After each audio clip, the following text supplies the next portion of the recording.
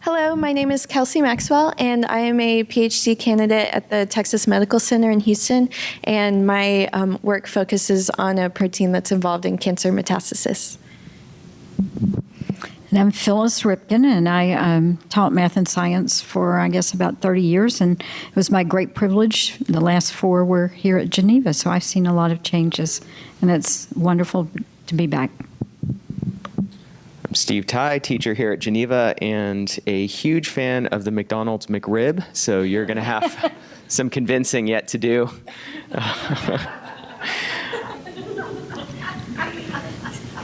I really am. All right. My first question is, and that was fantastic. Well done. My question, I guess, is you're advocating for a more organic foods-based approach, but for people who don't make a lot of money, like private school teachers, who have the option between eating a nice, robust, healthy, organic, spread of food, or going to McDonald's to get the McRib for $3. In your view, how do costs factor into this discussion about eating healthier? Well, I think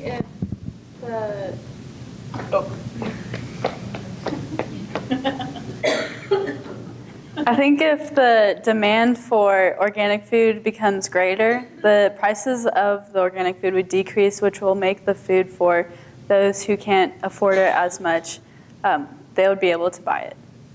So. Well, just to sort of expand on that, what else would you do to make organics more cost-effective and more prevalent? I think if we got rid of the big agriculture farms and we made it more of a local farm, I think if we did that, it would be a lot cheaper because we wouldn't have to transport it from like California to Texas. So I think if we had local farms, it would become a lot cheaper too.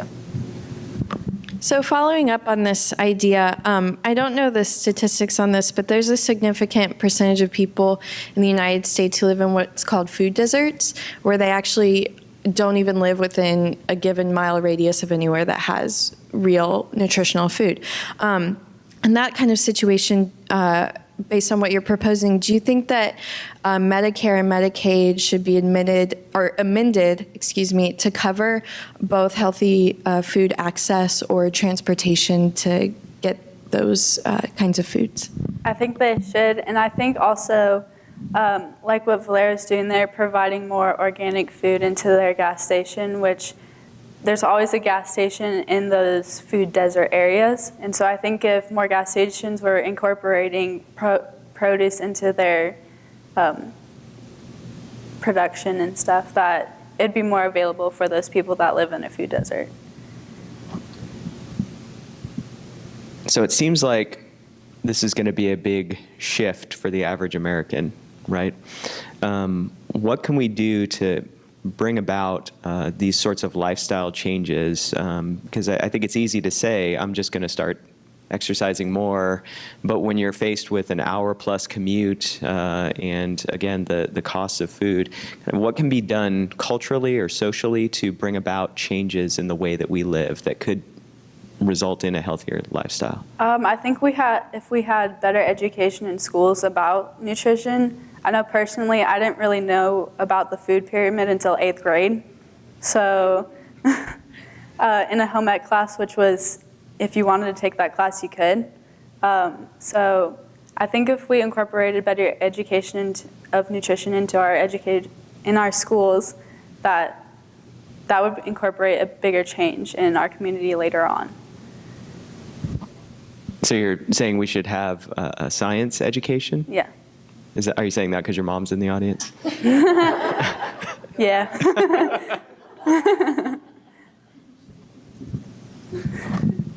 Okay, so nutrition is one part of it, but because pharmaceuticals are perceived as a quick, easy fix, what would you do to convince Americans to stop popping pills and eat more nutritiously? I think with the education in schools, if we showed them what a healthy diet looks like, what good proportion of food looks like, and we showed them the negative side that pharmaceutical drugs have, I think that would make at least a little more bigger number of people realize, oh, I need to change my diet and refrain from these pharmaceutical drugs, which are really harmful. So with the wonderful thing that is the internet, there's also a big danger of misinformation. How would you balance advocating the medical benefits of nutrition versus the misinformation that you kind of touched on in your topic, such as that, a nutritional diet can't cure everything. But there are a lot of people who do believe that that is true. How could you combat that problem? I guess I would make it more abundant. I know there's commercials about people who suffer from mesothelioma, and they have commercials about it, and they should get a lawyer for it. But I think if we also had commercials for people on TV that showed good nutrition, that would help with that problem. How would you respond to the person that just doesn't like vegetables, right? My kids say this all the time. They're just gross, right? How do you convince this individual that they should be eating their vegetables? It would be really hard, but I think you'd have to gradually incorporate the healthy food into their diet. I don't think you could just abruptly stop the processed foods from transitioning into organic food. I think if you incorporated a slow transition into it, that they would like it. Karlie, you indicated that currently medical schools lack training, nutritional, or training in nutrition. So what would you do to increase the medical schools teaching in this field, and do you think it would make a difference in the physicians coming out? I think if we made the 25 hours of education a requirement instead of a recommendation, I think that would change physicians' education on nutrition dramatically. So I think if we made that a requirement, it would help a lot. Do you think that the government should provide access to a nutritionist for every individual? Yeah, I do believe that. As long as insurance companies are willing to cover that, I think that should be an opportunity for everybody. We've mentioned a number of players in this problem. We've got the kind of American consumer, right? The McRib eater, the doctors, we've got nutritionists, insurance companies. In your opinion, who is the individual or the group of individuals most at fault for this problem? Is it a problem resulting from kind of doctors themselves, or is it the pharmaceutical companies, insurance companies? Who do you think is at fault and why? I think it's not just on one type of person. I think it's a combination of everything. Advertising for just all these fun, cool, colored food and stuff. And then also, since our lives have become so much busier and that we've become more lazy, I think a combination of both have caused the decrease in nutritional value. Karlie, so I'm curious, what do you think about bioidentical medications? I'm not against bioidenticals because they are made up of natural substances that are supposed to be identical to what is in your body. So like progesterone, I know bioidenticals are made, you can't get from out in the woods or anything. But you can make bioidentical progesterone into something that is completely identical to the progesterone that is made in your body, which won't harm you. So doctors have an obligation to treat their patients and however is best for their patient, but they can't make a patient do anything. How do you think that doctors could better succeed in helping their patients, have a better diet and exercise? I think it just goes back to their education. I think if they had a better education on nutrition, that they would be a stronger advocate for having a healthy diet, and that they would show their patients of how important having a healthy diet is. I'm not going to be able to beat the bioidentical question. That makes me seem really unqualified. So I'm just going to ask, in your research, what was the craziest side effect that you've seen from a pharmaceutical? I kind of came across this on accident, but there's a video of this girl who was taking a pharmaceutical drug from her doctor, and she ended up losing all the color that she saw. Like, she could still see, just she couldn't see color. So, yeah. So let's go to supplements now. The FDA presently really doesn't fully regulate them. So what is your opinion about FDA getting involved in supplements? So supplements aren't as closely examined, and they're not tested as meticulously as pharmaceutical drugs. So I think if we change that supplements would have less negative side effects to them. So there's a lot of different food production companies that lobby to the government to get their foods present in school lunches. And there occasionally can be a lot of conflicting evidence about what constitutes a healthy food item, what constitutes a vegetable. We have two conflicting sides where it's cost minimization versus, getting the nutrients out there. To you, what defines what makes a food healthy or not, and how can we reach a consensus on that definition? I consider healthy food organic, fruits and vegetables, pure meat, no growth hormones, none of the chemicals that are put into those foods.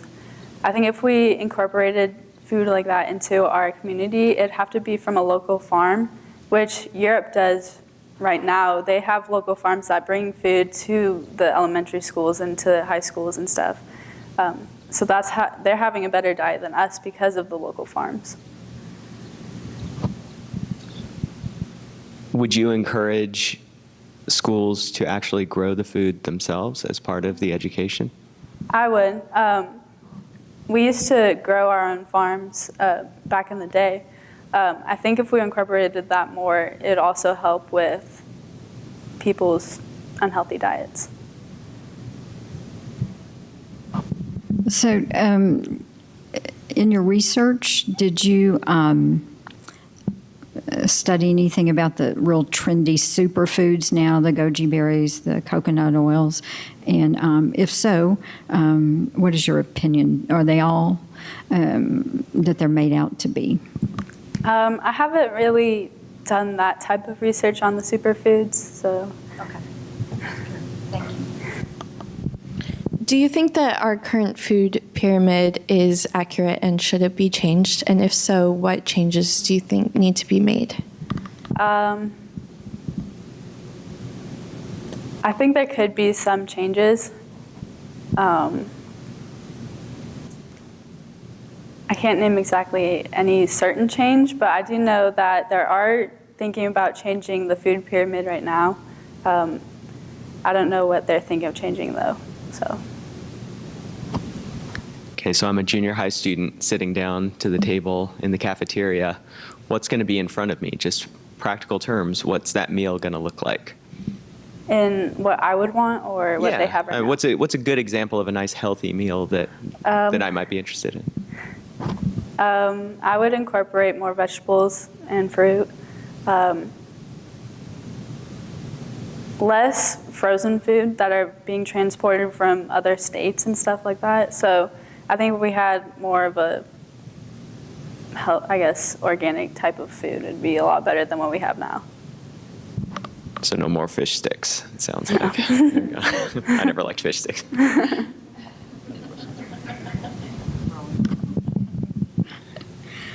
So I'm just curious, Karlie, after you did your research, did your diet change?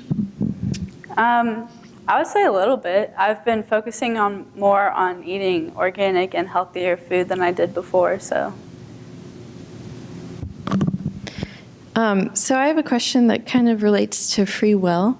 And if we make changes to insurance companies or doctors' prescriptions to influence the diet or cover the cost of food, do you think that that could affect patient free will, that, you know, everyone has a right to eat whatever they want? Yeah, I think there could be a problem with that, but I think if the doctor is still willing to give them the pharmaceutical drug, even if they ask, but I think if they're trying to convince the patient that they need to change their diet, that I think eventually maybe that patient will be like, oh, I need to change it. All right, last question. Why did you choose this topic?